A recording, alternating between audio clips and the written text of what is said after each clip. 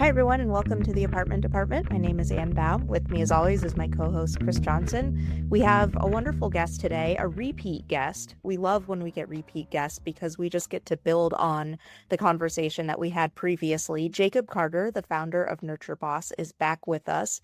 And Jacob, you're kind of on, we've been joking, a book tour right now. You recently wrote a Yeah. book. So, Yeah, I did. Yeah, and it's been fun. I'm excited to be back here with you guys too. I really enjoyed our conversation last time, and I have high expectations for for our conversation this time, but I'm sure it'll be just as great. But yeah, I've been doing the rounds, I guess, talking about this book that I wrote, AI and property management, and what that's been like, and it's been fun. It's been a lot of fun. It's something I care a lot about. So well, I think it's interesting. So you wrote the book, and then Ashley McGovern and Jessica Biskind are the editors on it. And I mean, this is something new for our industry. I maybe it's happened before, but not very often. So tell us, if people read the book, what can they expect? What prompted you to read the book and or write the book, excuse me, and what is it all about?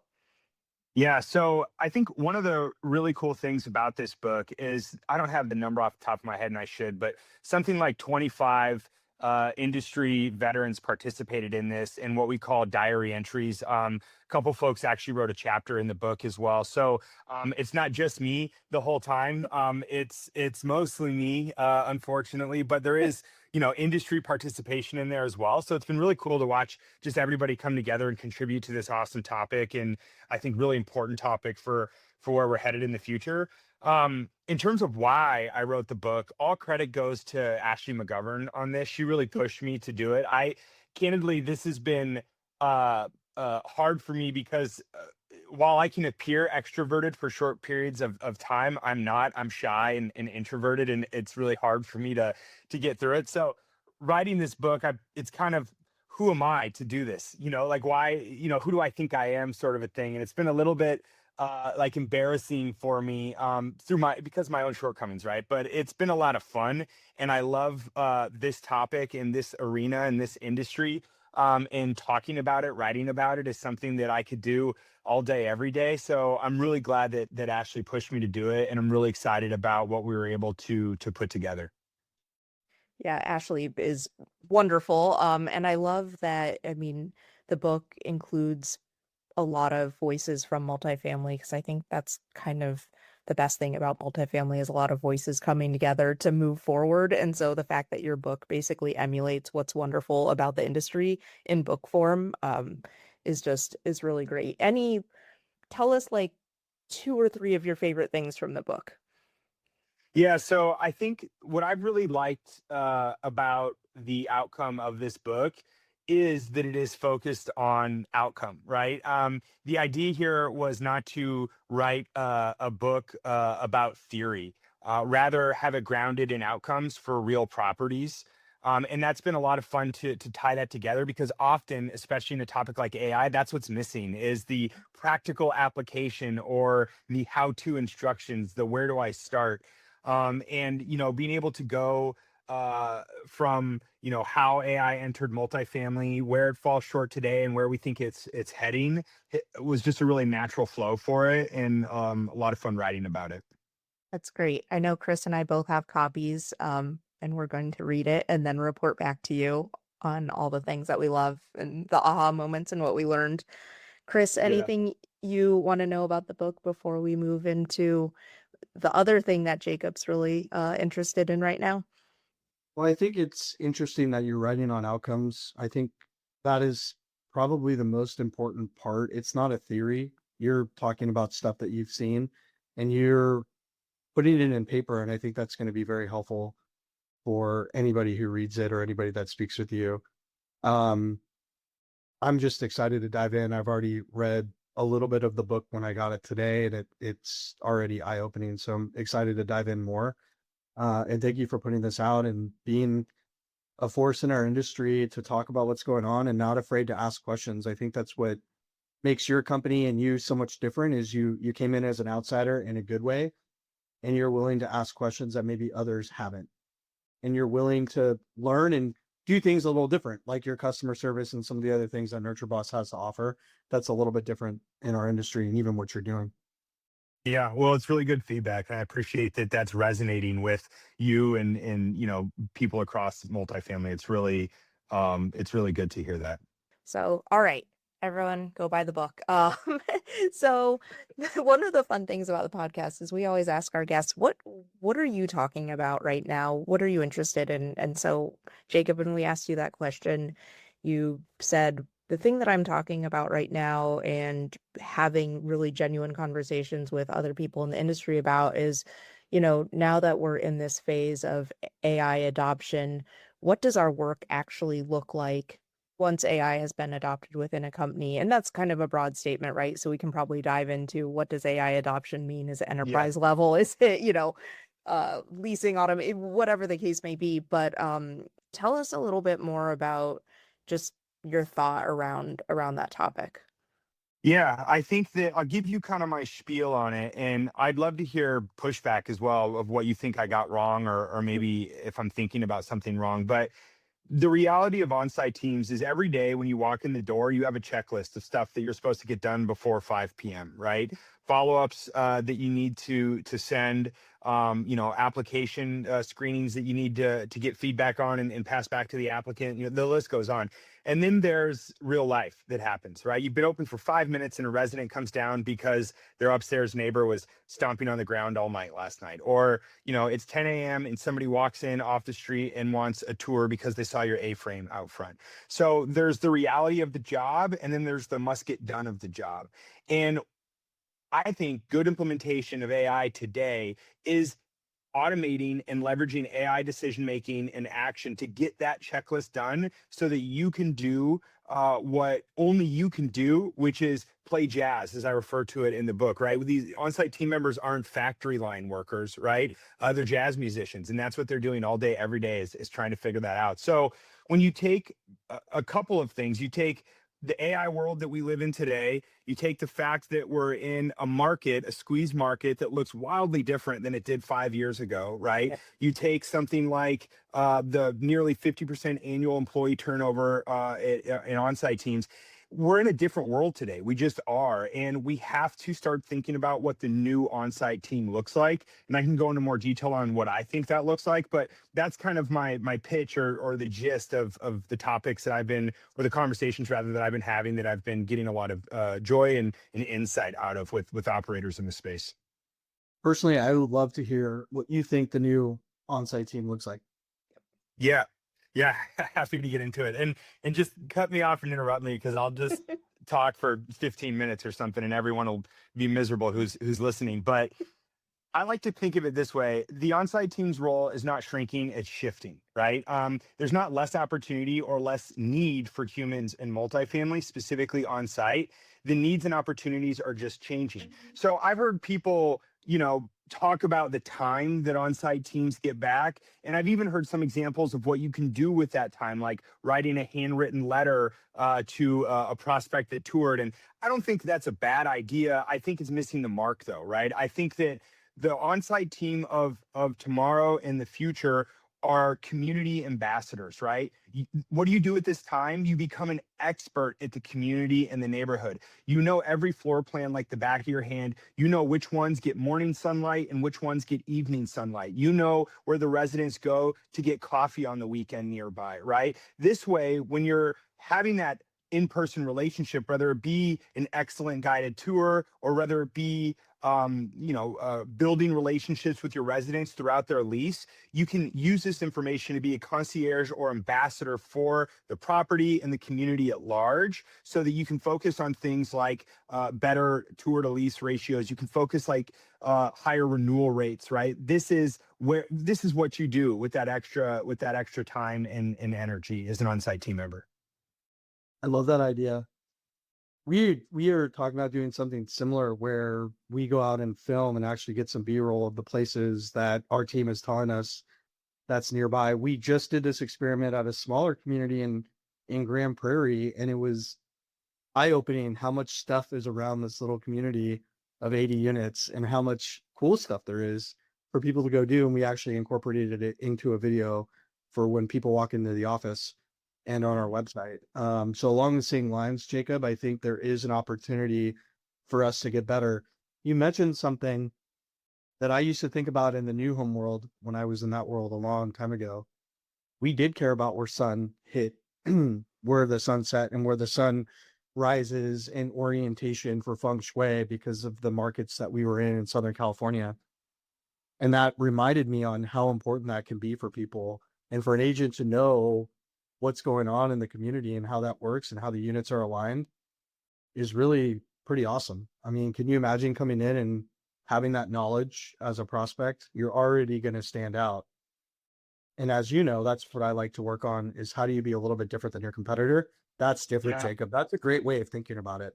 Yeah, I'm glad that it resonates. I think that there's something when we work with a lot of senior living properties with various levels of care, all the way from independent living to memory care, and typically folks working at those properties are called sales counselors, right? Not on-site team or leasing agents, and it's because it's a very consultative sell, right? You got to talk about levels of care, medical needs. You got to talk about menus that are being served to residents.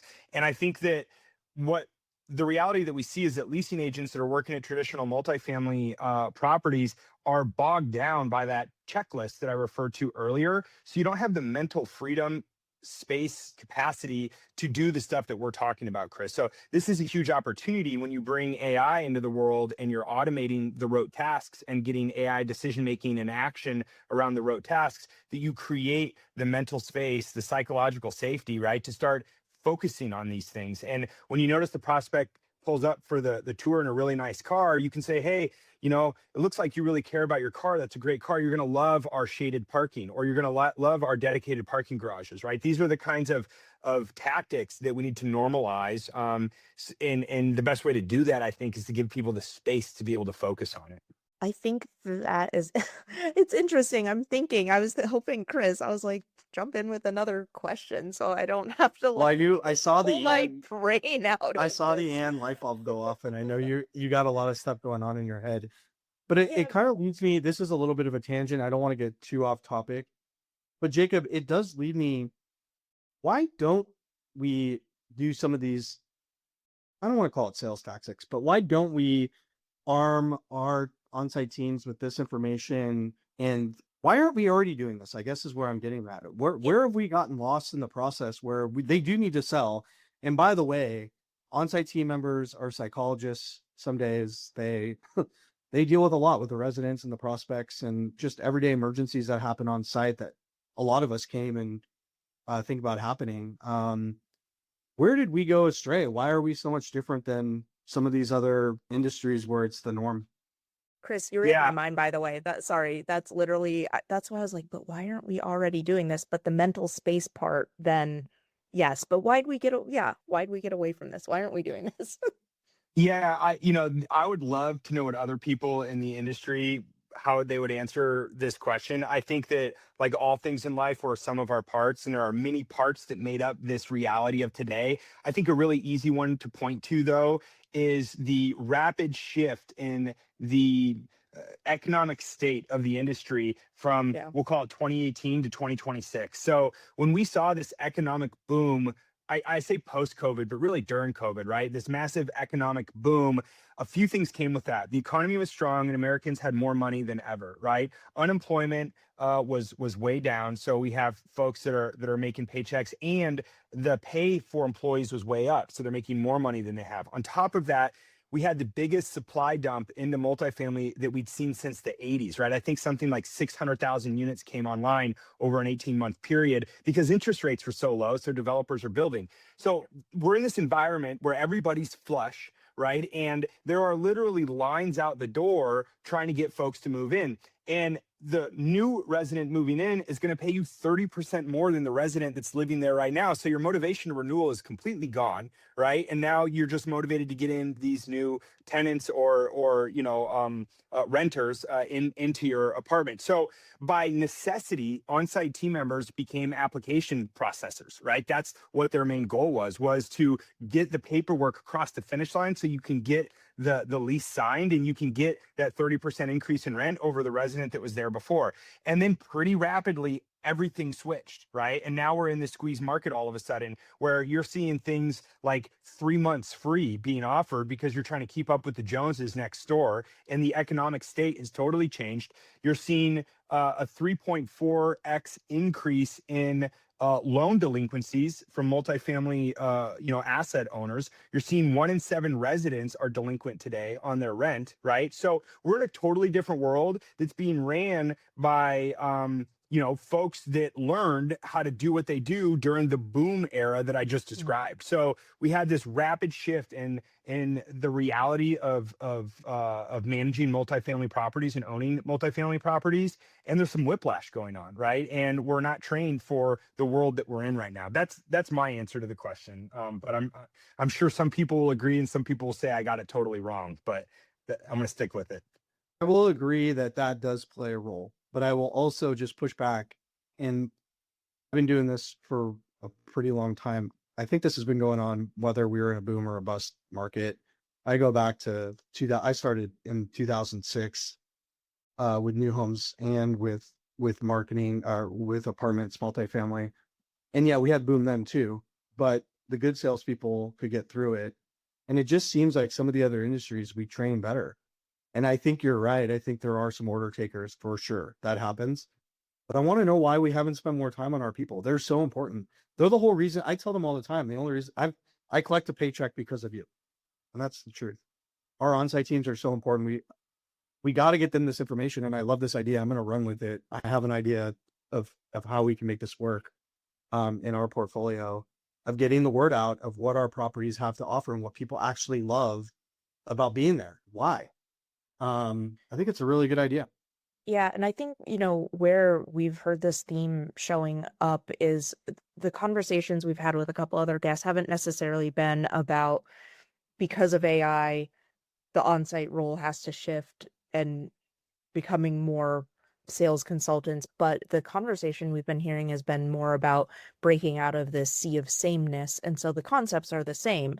How do you define the brand of a property? How do you bring it into your marketing and your leasing and use that as a differentiator? And so I think it's interesting that from two very different perspectives, we're basically hearing the same thing. Like, there's Yeah, now and time to do this because of AI, and it's needed now more than ever. Yeah, and the role of an on-site team member is the hardest job in multifamily, right? I mean, I'll say that unequivocally, and you guys are both nodding your head. And Yep. this is it's a tough job. And I started Nurture Boss, excuse my phrasing, but as a pissed off renter, right? I felt like I could have a better experience, and I knew how to write code, so I said I'm going to fix this.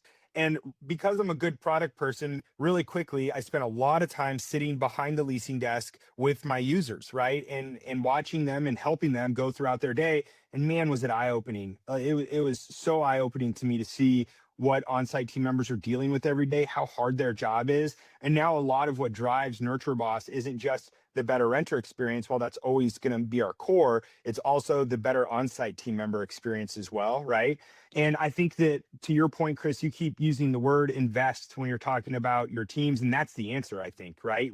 What you measure is what moves. And if we're measuring things that don't work toward the goal that we're describing on this chat here, then we shouldn't expect to see movement on that goal. So I don't know. There's a lot, and I want to acknowledge that I'm sitting on the vendor side having a conversation about how to build on-site teams. So I want to be considerate of that, but these are my thoughts on it. Yeah, and I think, I mean, from your standpoint, the value of your voice is that you are speaking to a lot of different companies and you're seeing patterns and themes across, Chris and I both work at one company and you work with many companies. And so I think if this is something that you're seeing and emerging, then the value is there. Are you seeing companies that are really running with this idea of, okay, what does the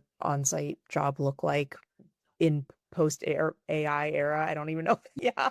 Yeah, the post or current Current or yeah, I know. I'm like, it's still happening. buddy I in don't it. know. I don't know. I don't know what the right. Yeah, I mean, if I can, I'd be happy to actually call out a management company that I've been working really closely with that I think does a great job at this, which is Gallery Residential. Primarily out of the Southeast Atlanta area. But talk about a company that invests in their people, right? And is really focused. Was at a dinner the other night at Apartmentalize in New Orleans with, I don't know, 15 folks ranging the spectrum of where they work at Gallery, and they're all talking about what number they are in the Enneagram scale, right? Like they just they put a lot of energy and time into learning about each other, what makes them tick, so that they can manage themselves and each other in a way that drives the best outcomes for everyone. And they're deeply focused on the resident experience and what it means to call a Gallery property home. And I think they do a really good job there. We're also right now, I'm working on building a new product. And whenever I build a new product, I spend a lot of time with on-site teams or, whoever's relevant for that product. And the outcome of it, long story short, is in the last 2 days alone, I've probably listened to several hundred on-site team phone calls, right? And across many different management companies in different markets, and watching the difference there is eye-opening, right? And in great ways and in not so great ways, right? That I'm not implying that's purely a negative, but there is massive variety across how folks are operating at different management companies. You mentioned something, and then Anne, you'll have a question too, but Yeah. you mentioned something interesting to me a little bit ago where you said you build product for us, right, for the company, but you also have the on-site in mind. What do you do when you're thinking about that, or how are you building a product that's going to be a little bit different to make sure the on-site team is recognized for what they're doing, or how they're going to use your product different? Yeah, it's a good question. I think that this is a catch-22 also, because the answer that everyone wants to hear is that I build a product you don't ever have to log into, you don't ever have to think about it, takes none of your time. But it turns out when you build a product that's set it and forget it, everyone forgets it and it stops working. Yeah. And you stop training and coaching on it, you stop measuring on it, and you stop getting value from it. So I would encourage to move away from that rhetoric and say, listen, does getting a new product sometimes mean you log into a new dashboard? Sure.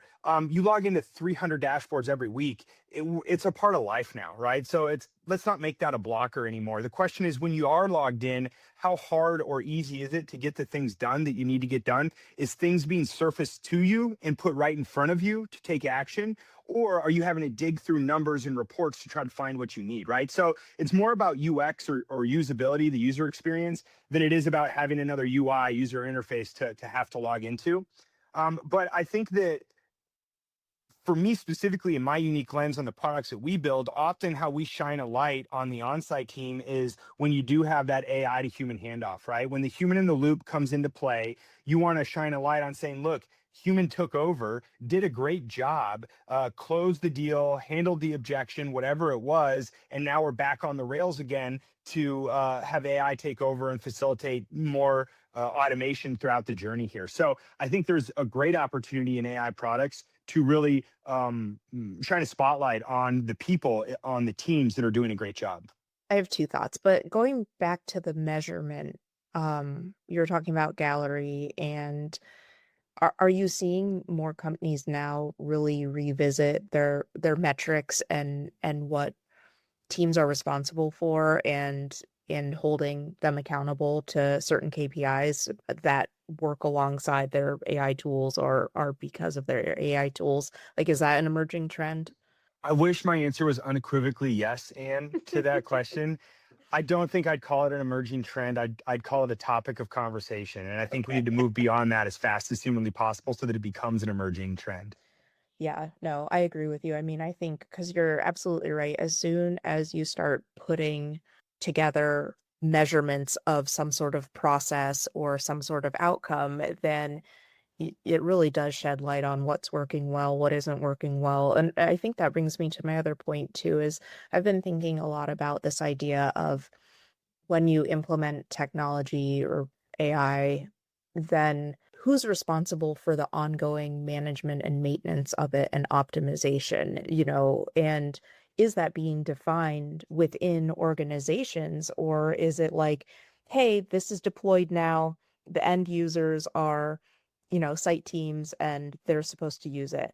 But then are the processes and flows and metrics being looked at as a whole, and are, you know, roles being assigned to like, hey, this person on the corporate level maybe should be looking at this particular metric, or going back and looking at the handoffs between the AI and the human to see if they're happening at the appropriate time.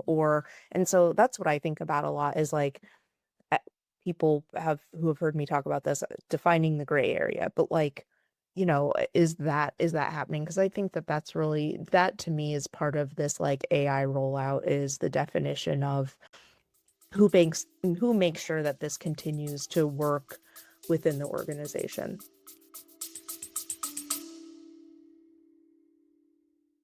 And now, a message from our sponsor, Flamingo. Every multifamily marketer wants to know what the next big thing will be. At the apartment department, we think that resident retention is the next big thing, which is why we're excited to have Flamingo as our podcast sponsor. Flamingo, founded by Jude Chai, is an all-in-one resident retention platform used by some of the top-performing communities in the country. And here's a fun little secret. If you see a community with 300 plus online reviews and 65% plus retention, there's a good chance they're using Flamingo. From automated renewal management and resident events to amenity bookings and even an AI concierge, Flamingo brings everything together in one sleek app that residents actually use. Learn more at getflamingo.com. Yeah, I mean, change management is immediately what comes to mind, right? When Yeah. you're talking about this topic, and I think there's a huge opportunity for growth there everywhere. Vendors, on-site teams, marketers, asset managers for various AI products. But I would really put the pressure on the vendor to run and own that, right? I spend most of my waking hours learning about AI, building with AI, thinking about AI. You should expect me to have strong opinions about this, and you should expect me to be able to guide you through this. Now, if somebody is forward thinking enough to say, hey, I need to roll an AI product out so I can get the benefit of it, you shouldn't then also say, by the way, you need to be an expert in AI too. No, like you don't need to be. What you need to be able to do is rely that your vendors are going to help manage that process for you. All the way from onboarding, but beyond that, through the customer life cycle of keeping an eye on the metrics, right? Keeping an eye on performance, surfacing issues to you. You don't have to find them because some resident had a horrible experience and told the on-site team, who told the regional, who told you. Like, you should hear about it way before then from your vendor who's already keeping an eye on this stuff. So I would encourage operators everywhere to hold your vendors accountable to be your AI expert, right? And help you do the things that you described, Dan. That's actually really interesting, because then it's not necessarily requiring like the chain up, like, oh, I noticed this one thing and it goes through five people and then maybe it gets to the vendor. But also then I really like that, because the process that I was thinking about before was then internal people's job descriptions changed, right? Like, hey, we now have this technology and you're now responsible for checking this one flow or this one feature or whatever the case may be. But I like the idea of the accountability from a vendor standpoint. And you're right, the product better than anyone. And so to have that partner that will bring that data to the client is actually really, I'd never thought about it that way before. That's really fascinating. The easy analogy here is we all drive a car. Some of us could tell each other how the car works. Even fewer of us could fix a simple thing on the car. Almost none of us can fix a complicated thing on the car. But what Yeah. we can all do is see the check engine light come on, right? And that's the vendor saying, I'm raising my hand, something's wrong. Reach out to the vendor to help get resolution for this, right? So no one's out there saying you shouldn't drive a car if you don't know how to build one, right? Nobody's saying that. All they're saying is, hey, just keep an eye out for this light to pop on, and when it does, let us know, right? That's a bare minimum expectation that you should have of not just your car manufacturer but your AI partner as well. Can I zag a little bit? How do we stay away from the AI pitfalls that are maybe hitting some of the other industries, or AI burnout? What do you think about that topic? And Mm. how do we, I mean, we all use it now, but how do we How do we still remember that we have to filter it? It's AI is still a, a computer bot. We still have to look at it. We still have to train it. It's like Google in the original days of Google. I remember distinctly in college, it came out. My professor's like, well, you can't just use anything on Google. And we're like, why? It's on Google. Um, and obviously that's not the truth, right? So how do we avoid that, Jacob? Do you have any thoughts on that? It's a good question. I think that the best defense is a good offense in this scenario. And what I mean by that is have a strategy. It's really easy to blink and you have like 13 different AI products that you're using. And let's not even talk about the industry. Think about your personal life, right? You have the Claude app on your phone or the ChatGPT app on your phone that you're chatting with all the time. You're talking into Siri, maybe. You have the auto write email thing in your Gmail inbox. Like we've all rolled out and implemented a handful of AI tools in our own life Hmm. that we have no strategy for, right? Like when do we use them? Why do we use them? How do we vet the feedback, to your point, Chris? How do they talk to each other? So if we stop and zoom out and say, what are the problems I'm trying to solve, right? What are my pain points that I think these are solutions for? And how do I orchestrate a plan here, a strategy, so that I can solve my problems in a measurable way, in a reliable way, right? So I think that's the same answer on a much bigger scale for organizations that are rolling out AI products, is that the best defense is a good offense. It's a good answer. I don't have a strategy in my own life, and I use different bots for different stuff, and it's never consistent. Like sometimes Well, it's Gemini, and sometimes it's Chat, sometimes it's Claude, whatever. And I just whatever fancies that right. day, I guess. And yeah, you're like everybody else, Chris. You know what I mean? So it's like, of course, and that's a fine answer in reality. I think that there are, a really silly example we'll use based on what you just said, Chris, is that the more you chat with a single one of those, Gemini, Claude, OpenAI, the more it's going to get to know you and the more reliable the outputs are going to be. So by you actually fanning out your attention over 5 different companies or models, you're getting a fifth of the context build that you would be getting otherwise. Maybe that's okay, maybe it's not, but it should be intentional, right? You should intentionally be making that decision, accordingly. So that's just an example, using, your own life is the analogy. How are you seeing companies or your clients combat the blink of an eye and they have five products? Are you starting to see a shift in how enterprise teams are structured to have like innovation teams or product teams or structures where all products go through one, central point? I don't know. Are you seeing anything with that? Yeah, I'd say this is more in the conversation stage as well, than the implementation stage, but I'm definitely seeing this, and I think it's great, to be clear. I think that, going back to the point I just made, you got to have a strategy. Somebody's got to own and run that strategy, and there should be intention behind decisions that you make. So I think it also, leads into this understanding that the sharing of data and context is becoming more and more relevant. If you have system A telling you the number 7 and system B is telling you it's 8, which one's right? And Yeah. that creates chaos and confusion. So I definitely think that we're moving that direction, naturally and out of necessity, and I'm excited to see it.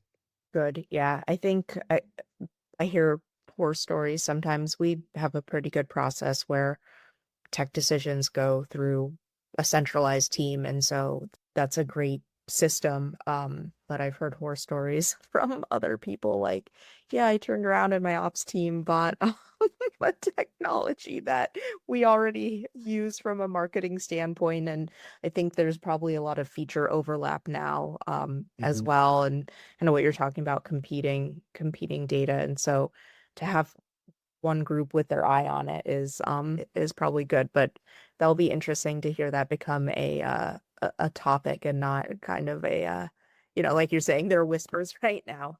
Yeah, yeah, I agree. So where do we go next in the Yeah. industry, Jacob?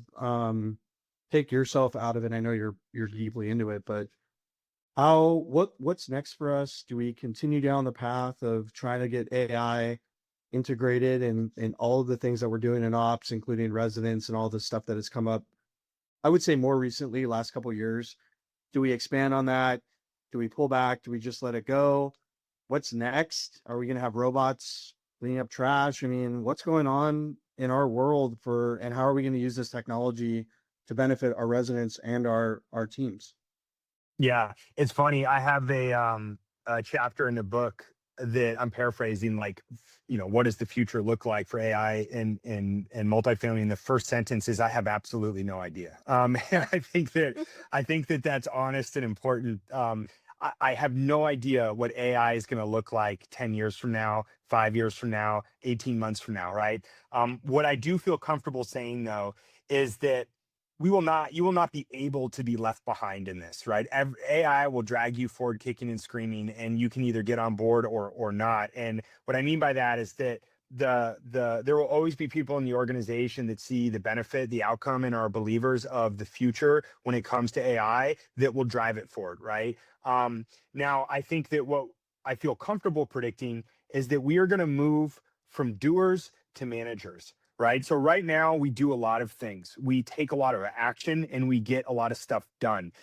As the future progresses and AI becomes more capable and robust, we become really, really good managers where we are really good at directing AI on how to be successful, on monitoring its work, on pushing it a little bit left, a little bit right, depending on if it's doing a good job or not. So my prediction for the future of workers everywhere is that we all become managers and we all have a team. It's just a team of AI agents instead of people, right? That's something that I feel pretty comfortable making a prediction about. I think, I know we Can I just ask one quick question on that? I know we've talked about AI agents, Jacob. Can you explain how that actually works? Like, do you train this agent as like having one job, or can you just elaborate on that just a bit? And then, Anne, please, sorry, I didn't mean to interrupt. Yeah, I think that there's a lot of theories, schools of thought, methodologies here of how you build effective agents. I think at its core, for the sake of quick definition, an AI agent is simply conversational AI that has the ability to interact with its environment and the things around it, right? So rather than just a back and forth conversation you have with ChatGPT, it's actually able to go call the dentist office and reschedule your appointment that you have coming up. It's actually able to go book those tours for you at those apartment communities. It's actually able to order that grocery item that you said that you needed, right? That's what would make something in the AI world. So is it one big agent? Is it a lot of little agents? I think that what we know as time goes on, the world of folks that are deep in AI agree is that context is what makes something good or bad in terms of outcome, driven results in the AI world. Context simply mean the information made available to the agent as it's reasoning about and making decisions. And we know that too much context becomes bad really quick. So I would predict that we will have, and I actually talked about this maybe a long time ago when we last chatted, but this idea of an orchestration layer, right? This idea that you kind of have this single interface that you, Chris, interact with, but under the hood is being dispatched across tens, hundreds, thousands, millions of agents, I don't know, right? That are hyper specialized in the things that they do and what they're good at. Because by having that really narrow focus, rich context, you're able to get the best results from that. So I think from the end user perspective, it will always be like, oh, this is Chris's AI. I'm talking to Chris's AI, right? But under the hood, I think it'll be a lot more complex than that. are we talking about things like, we've been having this conversation on my team lately, like, why are the easy things so hard? Like, why are the things that should be easy, like claiming a Google business profile or like logging into Vimeo or like I don't know. I mean like literally like the easiest things seem like they end up being like a 20-minute thing. But are we talking about agents that would maybe specifically, for example, like go and be able to claim a Google business profile? Like are we talking about that minute of a task? Or would they be like, would the agent be responsible for Google business profiles in general? Like, I don't know. What type of detail are I we get talking about? yeah, yeah, I get your question, and it makes total sense. And I think that it's going to depend on a lot of things. I think it's going to depend on how granular do you get in order to get the best desired outcome, like I was just saying. But it's also going to depend on things like the cost to compute, right? Like, is electricity going to get more or less expensive? Are we going to build a bunch of nuclear reactors across the country like some people are talking about? Are we going to put a data center in space like Elon Musk is talking about? Like, what does the future of cost of compute look like? I don't know. The cheaper it gets, though, the more it makes sense to go the micro route like you're describing, and of like, hey, maybe this agent just claims your Google business listing, and that is going to play an impact on it. The more that we get AI writing and building for us, the cheaper and faster it is for us to iterate and experiment and just see what works. So again, I wish that I had a really solid opinion about this, but I don't, because I just have no idea. I have no idea what it's going to look like in the future. Yeah, I think that we did talk about this last time, and that was that's why I was like, oh, but it's hard to the possibilities are almost endless. It's hard to even like wrap my brain around. Yeah, I Yeah. think the best way I would think about it, for what I see is a great future for AI that makes all of our lives better, right? Is, imagine a really, really, I didn't, as you'll see when you read my book, I dropped out of college, so I'm the wrong guy to tell you this, but a Harvard graduate, I don't know, highly educated person who is just at your beck and call to do whatever you want. I think that's the best case outcome here. That can help be that, assistant, even in some scenarios, a mentor, friend, or coach, right? Like, who knows what the future is going to look like in that regard. But I think that's good implementation. You get into weird topics, you talk about, is it going to load my dishwasher for me? Well, now we're into robotics, and Right. it's really hard for a robot to know how to pick up a dish. And that's a whole different problem we have to solve. And, we can really go into left field here, but Chris, what's like the best thing you have AI doing for you right now? And then Jacob, I'm gonna ask you the same thing. Like, I don't know, I don't have a good answer, by the way, so don't turn it back on me, but I'm curious. Personally or professionally? Or Just both? anything. I will start personally. This is a first world problem, but I've had a very hard time thinking about what I wanted to do with my yard, both front and back. And AI has helped me make this dream come alive. And our yard is fantastic now. And I used it like a landscape architect. I've had people come out and they couldn't figure it out, and AI did it. And then I paid somebody to take the picture and create it. So personally, that is something I used it for, that I don't think AI would have done that 2 years ago. For sure not 3 when I first started using it. And I remember seeing that commercial for OpenAI in the Super Bowl, probably 4 years ago now, maybe 4.5, 5, whatever it was, and just being in awe. And I started using it then. I signed up for the beta. And professionally, I use it both at work and, we've launched AI, with other things. And it's really helped me kind of focus. It helps me focus on what I'm trying to accomplish. I don't have to be so measured in what I'm putting into AI to get my thought out. And then it helps me kind of narrow down my idea and get clarity quickly in what I'm trying to do on some of these pie in the sky ideas that I have coming out of, when we have these conversations, or I just think about it on my drive, I get these ideas, and then it helps me kind of focus myself on what I'm actually trying to accomplish. So, I mean, that's what I'm using it for too. And, it's been great. I mean, there's a lot of things that I use it for, including my rentals and how I think about those now moving forward, or what I'm going to buy next. It's amazing what it can do if you prompt it correctly. I mean, that's the whole thing. It's all about garbage in, garbage out. And that's where I get that fear, Jacob, where I think I put in guardrails, but it's still AI. So when I'm asking it these questions, do I actually know if it's right or not? And it kind of only goes on the past. It doesn't really do the future yet, which would be real. I mean, once it gets to the future, I mean, that's when it can like predict something not from the past and all the data that it has, but actually come up with its own idea for the future. Then I think we're headed somewhere. I don't know. I kind of rambled there. But I think I got my idea out. yeah.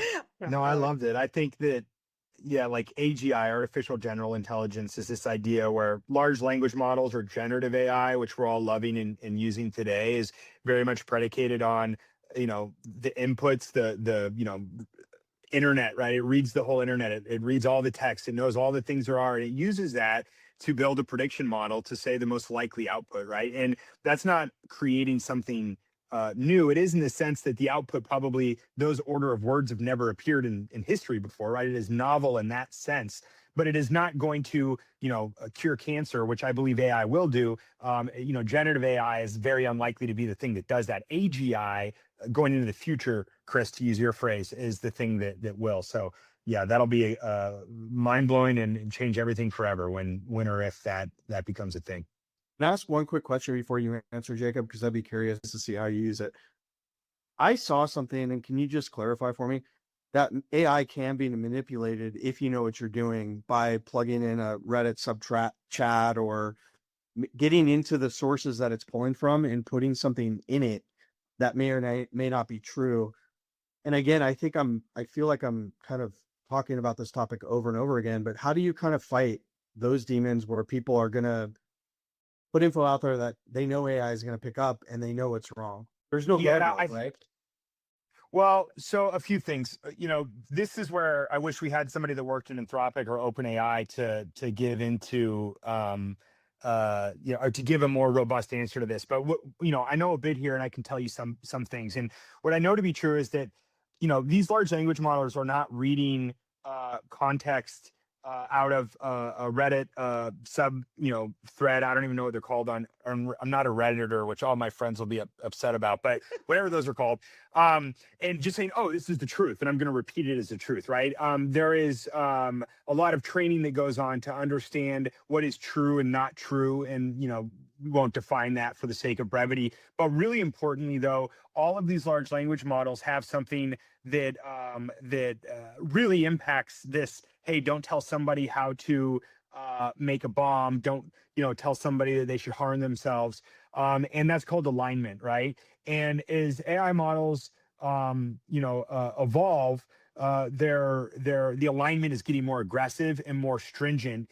And at its core, it's making sure that AI outputs represent what we want them to be, right? And we don't want them to be false. We don't want them to be harmful. And that's on those private companies building the models like OpenAI and Anthropic and Google and Facebook and I guess XAI or I guess SpaceX now is the brand that owns it all. But that's where those guardrails come in, Chris. Now, does that mean you can't get AI to say something crazy? You can. People put a lot of time and energy into it. And there's some horrible cases where we have seen things negative come out of AI conversations that have led to negative results and outcomes. But, I think that I like to think, and this isn't my phrase, I stole it, but I like to think of AI as a smart, friendly liar, right? Very smart, very friendly, often makes things up. So critical thinking is more important than it's ever been for everybody, especially as you engage and interact with outputs from large language models. Great answer. Thanks. Yeah. All right, Jacob, tell us the most, besides Nurture Boss, what is the neatest or best thing that you're using AI for right now? Yeah, I think now listen, I'm working on a lot of stuff. I'm a nerd. I always will be. I have single board computers on breadboards laid out with components, and I'm building hardware with AI integrated into it. Like I got all kinds of weird stuff laying around my house that I'm working on. I want to skip all that. I just want to keep my nerd cred here to say like I got some what I would consider cutting edge things that I'm playing around with. What AI has really done for me is so in line with what you said, Chris, which is to help me drive toward dreams or goals that I've always had, right? And something that I've been struggling with, and not in like a sad way, but just something that I've been working on for probably 5-6 years now is I am relentlessly focused on finish lines. I am incredibly goal oriented and I drive toward that goal. Now, that is great for a lot of reasons. It's why you start and run and build a successful technology company. It's why, you accomplish whatever. But the downside I experienced in my life with that is that I'm so focused on the finish line, I'm not present for the journey, right? Like years have gone by and I'm like, man, did I even like stop and enjoy the ride that I've been on? Am I really like creating these memories that I want to create? So I've been able to the same way you're conversing with AI to figure out, the front yard layout or the car purchase decision, I've been spending a lot of time saying, hey, how do I structure my life so that I can not lose these attributes about myself that I like a lot, but not let them take away from the things that really, really matter, which is being 100% present when I'm with my family, celebrating the wins along the way, and not sacrificing the journey in order for the destination, right? And that's been something that I've been really excited to make progress on through, a variety of implementations of AI, whether it be time tracking and scheduling, whether it be more just talking it through with an objective third party, right, that can give me candid feedback. That's been something that really just popped in my head, Chris, while I heard you telling your story. I think that's what occurred to me. And you're up. No, I said I didn't have any good. I already exempted myself from having to answer when I asked the question. I needed ideas. I wanted to hear. I wanted to hear what you guys were doing. So, Jacob, I'm sad because we're out of time, and I don't know how it happened because it feels like we just started talking a minute ago. But we can't thank you enough for joining us again. Is there anything else you want to leave us with, our listeners with, before we have to say goodbye? Thank you for having me. This has been a blast. I think that I would just leave with, I'm working really hard to talk about these things that I'm talking about and put them out there in a way that's easily accessible. If you want to buy the book, great. If you don't, right? It's totally up to you. But if you follow me on LinkedIn, I'm constantly putting out white papers, usually around 15 to 25 pages, where I'm kind of giving my thoughts on change management, the new on-site team, things of that nature. They're always free. They're never hidden behind a secret, give me your email address, form. There's just a link to the PDF. And I'd love it if people read that, gave me feedback, helped contribute to writing the next thing, right? I just want to get information out there. Oh, I love that. Thank you so much. Yes, everyone go follow Jacob, give him feedback. I like how accessible you are. I think that that's hugely important too. So thank you to Jacob. Chris, thank you so much. Carlos, thank you so much as well. He makes us sound good. Thank you to Flamingo, our sponsor. And until next time, this has been the Apartment Department.